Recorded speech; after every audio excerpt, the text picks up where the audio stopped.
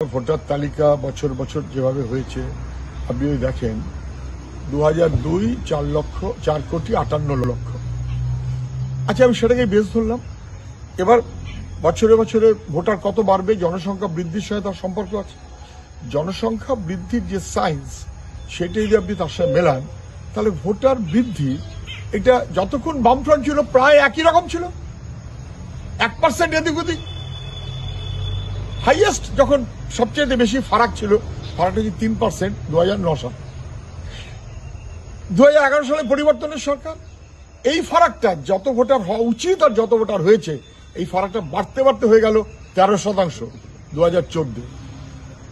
তৃণমূল তার দায় নেবে না। এবার 2014 পর ডাবল ইঞ্জিন সরকার, দিল্লিতে বিজেপি, রাজ্যে তৃণমূল, বাড়তে বাড়তে হয়ে গেল 20% 2024-এর তালিকায়। এ দায় তৃণমূল অস্বীকার করতে পারবে না বিজেপি অস্বীকার করতে পারবে?